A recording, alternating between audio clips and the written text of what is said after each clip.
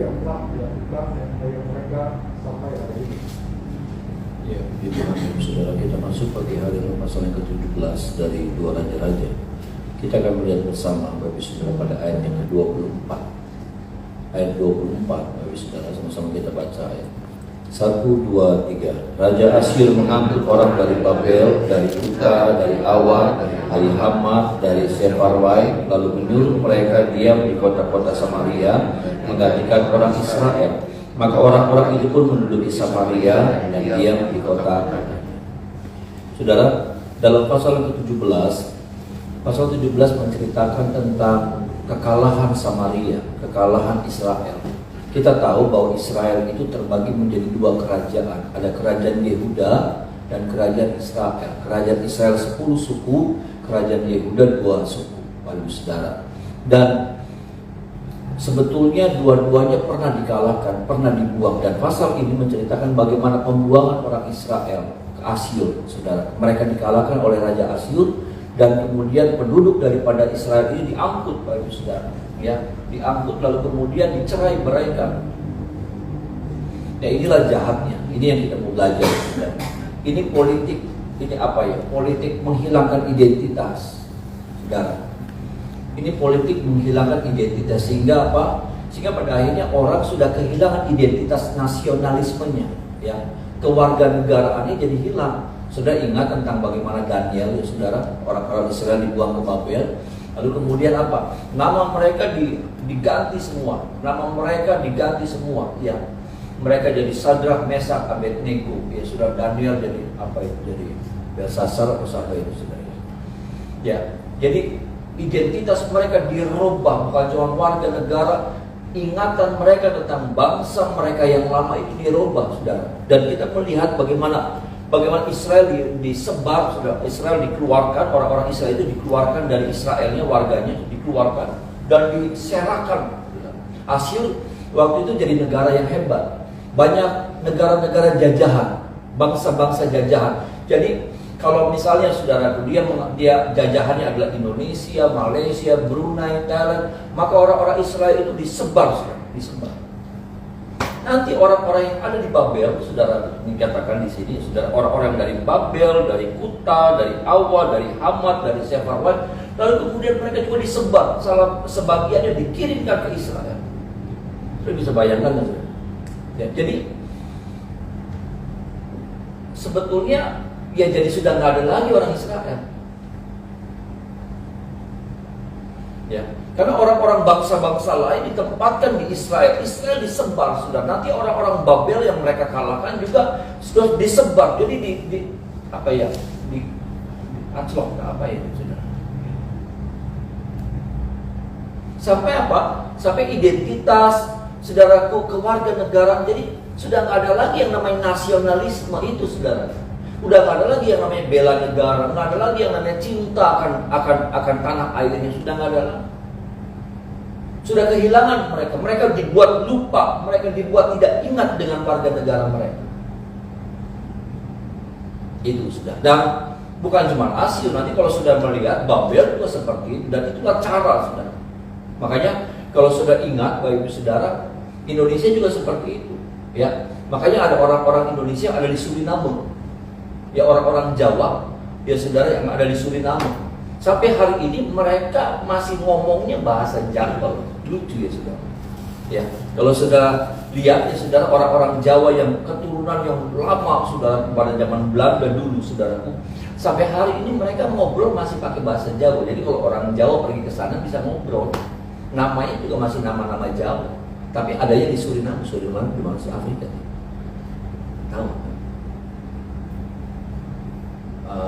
Amerika, ya, negara Amerika Latin kayak gitu. Nah, saudara, ini saudara, ini yang dikerjakan. Nah, ini juga yang dikerjakan, saudara, ya. Ini juga yang dunia iblis kerjakan dalam kehidupan kita sebagai orang percaya. Ini yang saya lihat. Bagaimana iblis lagi buat kita kehilangan identitas, kita kehilangan kita kehilangan apa? Siapa diri kita? Kita jadi nggak tahu. Kita jadi dibuat lupa siapa diri kita. Kita adalah orang percaya, anak Tuhan, orang yang ditebus sama Tuhan, warga kerajaan Allah. Ada amin, saudara. Kita adalah pewaris daripada kerajaan Allah. Kita adalah apa? Orang-orang yang berhak menerima janji-janji Allah. Bisa bilang amin, saudara. Tapi apa, saudara? Pengaruh dunia ini sedang melebur, mencampur adukan, saudara. Sampai apa? Sampai kehidupan kita udah gak tahu lagi siapa kita. Kita udah gak tahu identitas kita ini siapa. Kita udah gak tahu warga negara kita ini apa. Kita jadi udah gak jelas. Ada banyak, bukan kita, ada banyak anak Tuhan yang seperti ini. Saya tidak bilang kita, maaf. Kita masih tahu, kita tetap tahu, kita tetap ingat warga negara kita. Ada amin, saudara. Kita tahu siapa pemilik hidup kita. Ada amin, saudara. Kita tahu kita adalah pewaris daripada janji-janji Allah yang luar biasa ini. Tapi ada terlalu banyak anak-anak Tuhan yang dibutakan, yang gak ngerti. Kenapa? Dicampur adukan.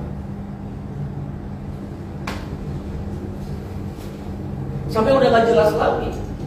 Ya, saudara bayangkan, di Israel sekarang yang tinggal orang-orang Babel, dari Kuta, dari Awa, dari Hamat, dari Sefarwad. Nanti sudah lihat, ya sudah, nanti dampaknya orang-orang ini bawa penyembahan berhala mereka, cara ibadah mereka. Ada yang mempersembahkan anak, ada yang apa, sudah macam-macam. Jadi kacau banget. Kekristenan sedang diobok-obok seperti ini. Kekristenan lagi dibikin apa namanya, kusut, jadi kayak benang kusut. Kekristenan jadi hilang identitas, jadi kehilangan jati diri. Sudah. Ini orang-orang yang seperti ini jadi kehilangan jati diri. Mereka ditempatkan di bangsa-bangsa yang lain, saudara. Dan ya sudah, mereka jadi warga negara Israel.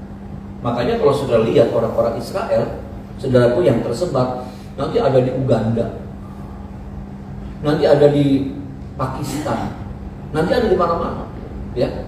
Itu tersebar di seluruh dunia orang-orang Israel. Sampai ada yang di Indonesia, ada yang di mana, ada yang di Iran, ada yang di mana, banyak sekali. Ya. Yang ada di Uganda sampai di Exodus, saudara, karena terlalu banyak, saudaraku. Israel sampai bikin sebuah operasi rahasia memulangkan orang-orang Uganda, saudaraku, yang keturunan Afrika, keturunan Israel ini dipulangkan. Ada filmnya juga, dan banyak sekali, saudara, keturunan ini tersebar di mana-mana, dan ada banyak orang kehilangan ingatannya tentang tanah air. Ada banyak orang yang kehilangan siapa dirinya. Saya mau bilang begini, iblis lagi kerjakan itu, sudah. Dibuat kita jadi nggak tahu siapa kita. Dibuat kita jadi nggak tahu apa kita, apa makna hidup kita. Ya, dibuat jadi kayak budak. Ya, kehilangan orang-orang yang dibuat, yang tadinya adalah orang-orang yang spesial, bangsa pilihan Allah. Ada amin, saudara? Ya, Israel itu adalah bangsa pilihan Allah, yang Allah bilang begini, umatku itu adalah biji mataku. Bisa bilang amin, saudara? Tapi apa, saudara? Mereka dibuat tersebar, mereka jadi kehilangan identitas, mereka nggak tahu siapa diri mereka, mereka nggak ngerti lagi keberhargaan mereka itu apa. Mereka ngerasa, aduh, budak saya. Terlalu banyak anak-anak Tuhan kehilangan pengertian itu, ingatan itu. Jadi ngerasa nggak ada harga diri. Jadi nggak punya nilai. Padahal Tuhan bilang mereka itu adalah domba-dombaku, mereka adalah biji mataku, umat, kata firman Tuhan nih, saudara. Mereka adalah umat kesayanganku. Saya mau bilang, orang-orang percaya, anak-anak Tuhan adalah umat kesayangan Tuhan. Ada amin. Umat-umat Tuhan adalah biji matanya Tuhan.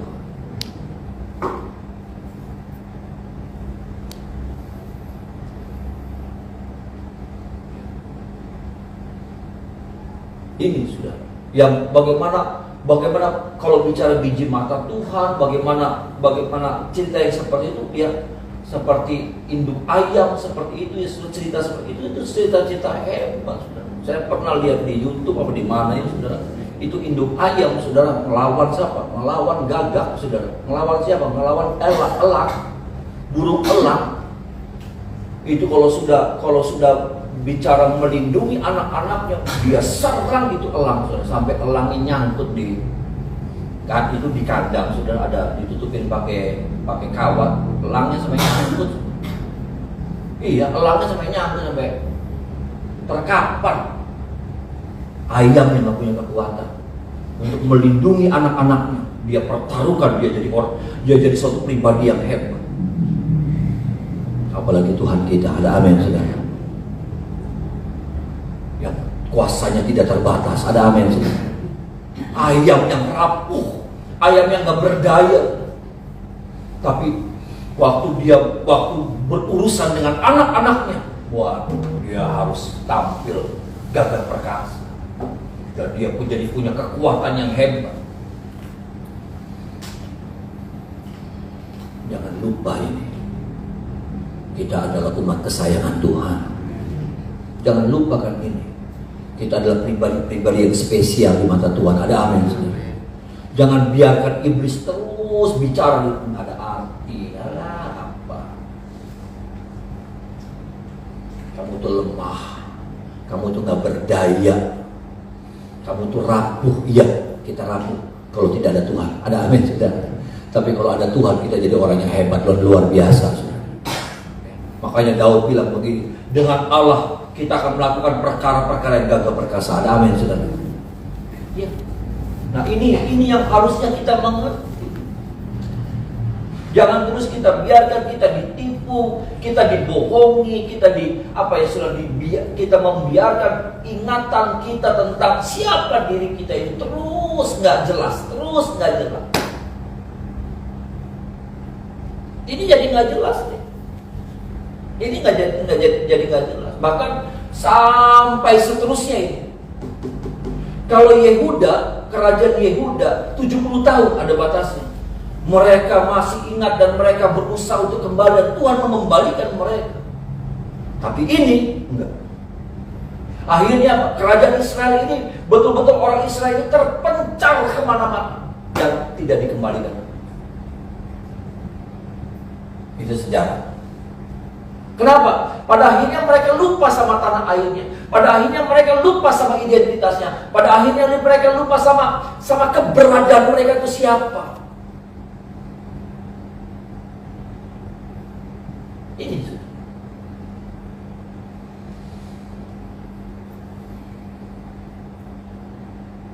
terjadi hal yang seperti ini. Israel dikembalikan, Yehuda dikembalikan. Walaupun kemudian terjadi dalam perjalanan sejarah, kemudian mereka terpencar lagi, ya saudara.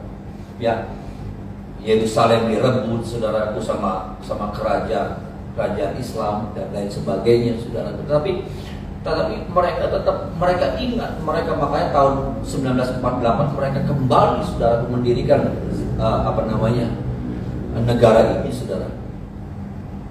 Ya. Tapi Israel yang lainnya sudah kehilangan identitas. Mereka udah nggak tahu siapa diri mereka. Mereka tahu mereka umat yang lemah. Mereka tahu mereka tuh orang yang tidak punya tanah air. Mereka jadi kehilangan, saudara. Mereka berpikirnya kami ini keturunan yang nggak jelas. Kami adalah orang-orang yang terbuang. Ngeri loh, saudara, kalau cara berpikir kita sudah dirusak dengan hal yang seperti itu. Ngeri. Akhirnya apa? Akhirnya ya kita jadi orang yang nggak ngerti siapa diri kita. Kita jadi orang yang nggak tahu pribadi kita ini apa. Kekuatan kita sampai seberapa besar kita nggak ngerti. Makanya apa? Gampang putus asa, gampang dilemahkan, gampang dikalahkan.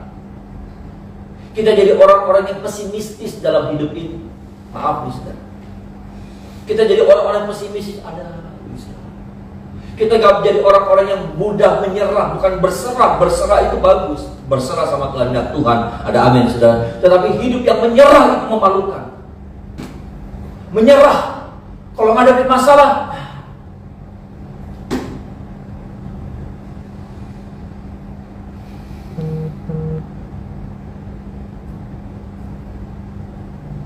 Ini mengerikan.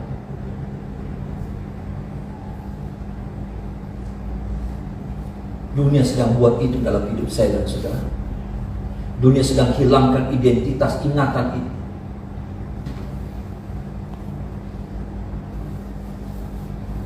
Dibuat kita jadi nggak ngerti siapa diri kita, apa tujuan kita. Dibuatnya apa lagi? Jadi kehilangan Tuhan dalam hidup kita. Ini orang-orang kehilangan Tuhan. Karena mereka dipecat dan pada akhirnya mereka sudah nggak menyembah di Israel sendiri, mereka nggak menyembah Tuhan. Apalagi waktu mereka keluar dari Israel, semakin mereka dipengaruhi sama budaya-budaya tanah bangsa-bangsa yang mereka diam. Campur aduk kan, campur aduk. Ini. Jadi dibuat hilang kerinduan ibadahnya, dibuat hilang Tuhan dalam hidup mereka. Nah, ini sudah terlalu banyak kekristenan yang ngalamin seperti ini. Saya bersyukur saudara, sudah menjadi orang-orang umat Tuhan yang ngerti tentang Tuhan. Ada amin saudara. Saudara, ada orang-orang yang ngerti siapa diri saudara, keberhargaan saudara seperti apa saudara mengerti. Karena maaf, saudara selalu dengar firman Tuhan. Ada banyak orang-orang yang nggak ngerti, menganggapnya dirinya, aduh bukan siapa-siapa, nggak bisa apa-apa. Nanti berharganya, ngerasa berharganya kalau sudah berhasil, kalau sudah punya duit, wah menjadi sombong. Nanti kalau orang-orang kayak gitu sudah, ya lagi nggak punya duit, aduh lemah. Tapi kalau punya duit, waduh jadi pertentengan. Iya. Kenapa? Karena dia nggak ngerti untuk apa berkat itu, bagaimana caranya memakai berkat itu, nggak ngerti. Pada akhirnya apa?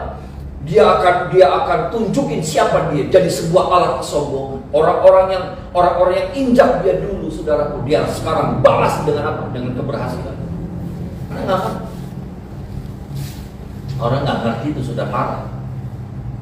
Baik waktu dia nggak punya apa-apa dia parah, tapi waktu dia jadi apa-apa juga, waduh semakin parah. Bukan jadi tambah, bukan berkurang parahnya, semakin parah.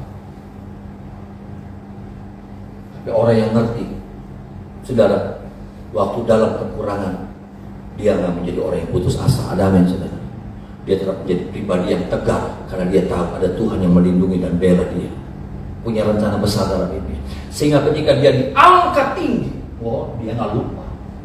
Dia nggak jadi sombong, jemawa. Tapi dia tahu juga bahwa berkat ini dari Tuhan asalnya. Ada amin saudara. Berkat ini karena kemurahan Tuhan.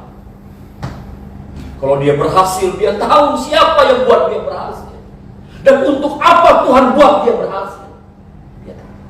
Dia tahu tujuannya. Dia tahu siapa dirinya. Dia tahu untuk apa dia hidup.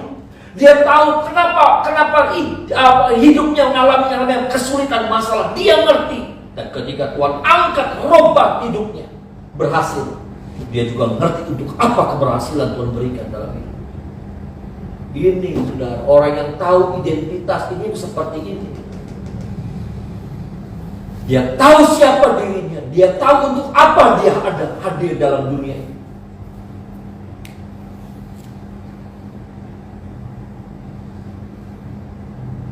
Tolong kita ya saudara, tolong kita supaya kita mengerti saudara.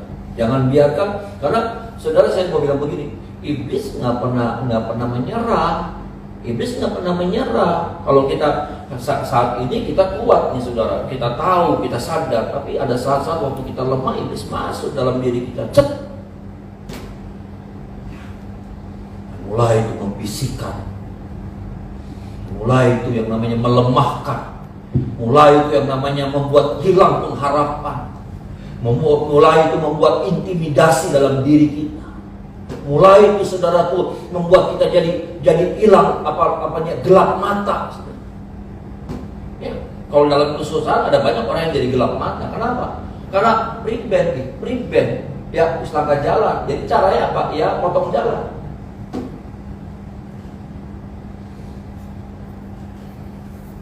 Enggak, orang yang ngerti Tuhan, orang yang tahu Tuhan, orang yang tahu identitasnya, saudaraku, tahu kewarganegaraannya, dia tahu. Orang-orang Yehuda itu tahu, saudara, itu bedanya. Akhirnya apa? Semangatnya, kerinduannya begitu meluap-luap untuk apa? Untuk balik ke Israel. Karena dia tahu siapa dia. Dan ketika dia ada di Babel, mereka mengerjakan dengan baik, mereka mengerjakan dengan benar. Ibadahnya juga tetap dikerjakan, saudara. Dalam kesusahan mereka, tapi mereka tetap melakukan ibadah itu, sudah di Babel. Karena mereka tahu, ngerti identitas mereka. Babel coba hapus identitas mereka, tapi mereka nggak bisa, nggak berhasil. Makanya apa kan, saudara? Sadrak, Mesak dan Abednego itu menolak makanan-makanan yang disediakan sama raja. Nah, ini mereka mewakili banyak orang-orang Yehuda yang ada saat ini. Tolong kita ya saudara, supaya ini, karena iblis ini bukan cuma sekedar hilangkan identitas, tapi apa yang paling parah akhirnya apa? Kita jadi pribadi yang lemah. Karena orang kalau hilang identitas, saudara, maaf nih saudara ya, kalau anak saya nggak ngerti dia anak siapa, ya saudara, maka dia jadi orang yang, maaf saudara, ya, dia jadi orang yang minder, ya kan? Kalau anak saudara nggak ngerti anaknya siapa, mereka itu anaknya siapa, mereka jadi pribadi yang minder, ya, mereka jadi pribadi yang aduh.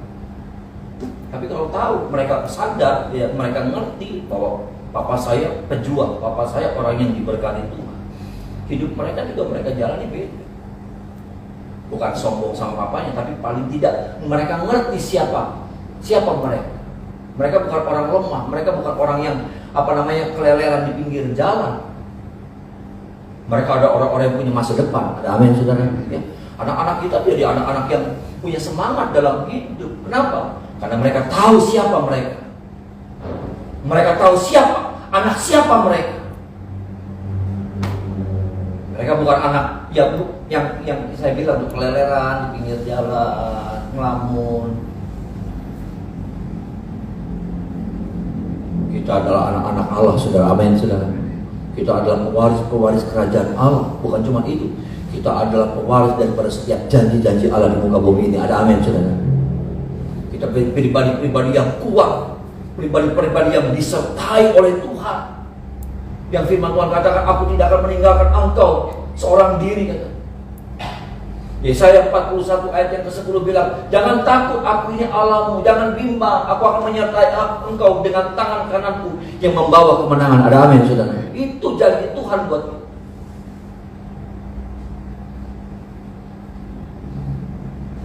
Kalau kita nggak ngerti ini, kita jadi pribadi yang tiap hari kerja yang lama, sambat ini, saudara. Sambat mana?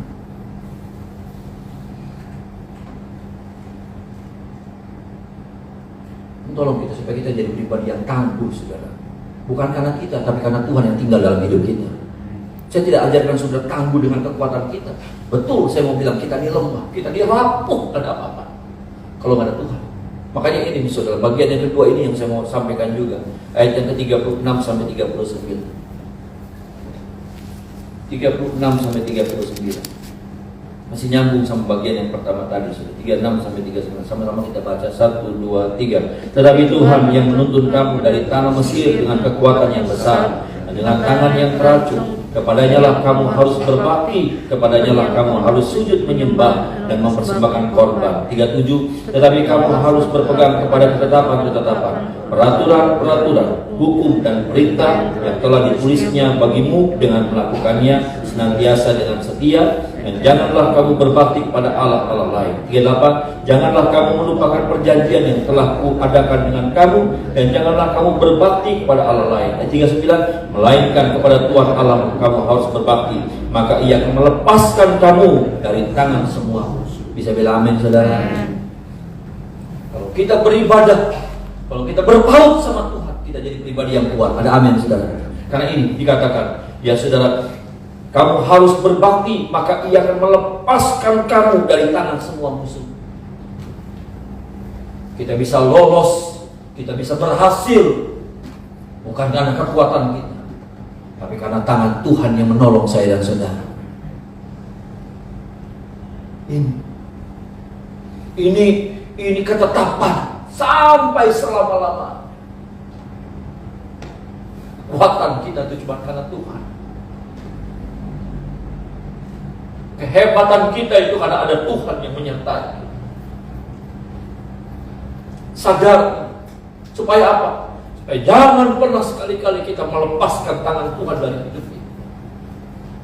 Ada banyak orang-orang yang menyingkirkan tangan Tuhan. Tangan Tuhan mau pegang hidup tangan.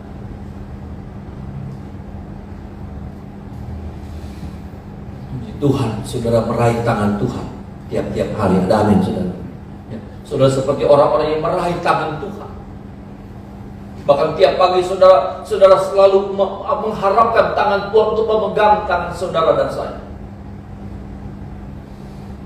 Tapi ada banyak orang-orang yang mau tangan Tuhan terulur.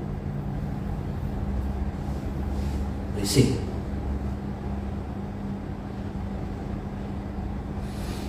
Israel seperti itu tuh. Waktu tangan Tuhan terulur, risik. Apa yang terjadi? Bisa mereka hadapi musuh? Bisa lolos mereka?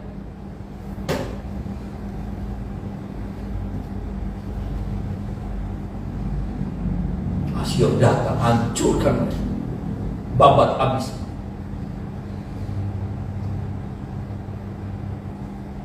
Ini yang harusnya jadi ingat-ingatan kita sampai selama-lama. Di luar Tuhan, kata Yohanes pasal 15. Ya, di luar Tuhan, di luar aku, kamu tidak bisa berbuat apa-apa.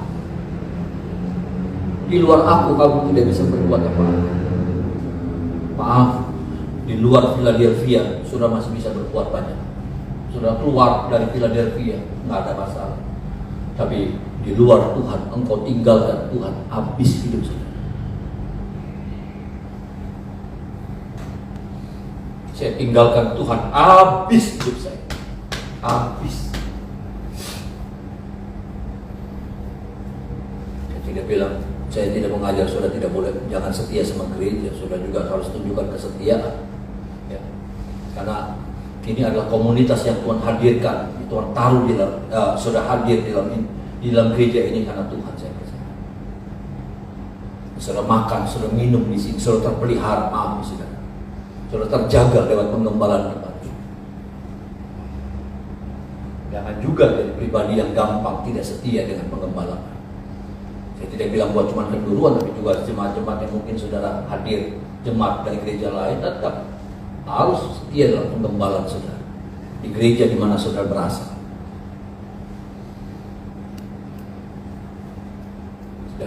Tapi ini yang lebih penting adalah bagaimana tangan Tuhan yang senantiasa menjaga kita. Jangan sampai itu lepas dari hidup kita. Karena kekuatan kita cuma karena Tuhan. Kekuatan saya cuma karena Tuhan. Nggak ada. Kekuatan saya cuma karena Tuhan. Nah, saya ingatkan sama jemaat Tuhan, jangan pernah lepaskan. Hidup kita harus nempel sama Tuhan. Hidup kita harus melekat sama Tuhan. Disitulah kita merasakan aliran kekuatan itu. Kita nggak ngerasa, tapi tiap hari kayaknya ada sesuatu. Tuh, ya. Kalau ranting nempel terus, dia nggak ngerasa ada aliran. Ya percaya nggak ngerasa ada nggak ada. Tapi nggak tahu, selalu hijau. Amin sudah. Ada daun-daun yang baru muncul. Ya, ranting tambah panjang, ranting tambah gemuk, tambah besar. Ya. Dan kemudian mulai berbunga. Apa saudara? Oh itu semua berasalnya dari batang pohon itu. Dan kalau kita bisa berbunga, daun kita nambah, bahkan berbunga, saudaraku, dan berbuah, itu karena Tuhan yang menjadi sumber hidup saya dan saudara. Selalu mengalirkan itu. Nggak kerasa sih, tapi tandanya apa? Ya itu saudara. Jangan lupa, tandanya apa? Kita masih seger, ya, ngadepin masalah, ngadepin problem, nggak jadi layu. Kenapa? Karena itu nempel. Makanya jadi indikasi kalau sudah lemah, kalau sudah udah mulai gak berdaya, ngadepin masalah aja udah langsung pada rontok semua daun, semua pada rontok, berarti ada indikasi yang nggak bagus. Apa itu? Mungkin ada jarak, mulai ada patah. Hubungan saudara sama Tuhan mulai patah. Tolong kita ya saudara. Ya, jadi perpanjang firman Tuhan biar firman itu boleh memberkati saya.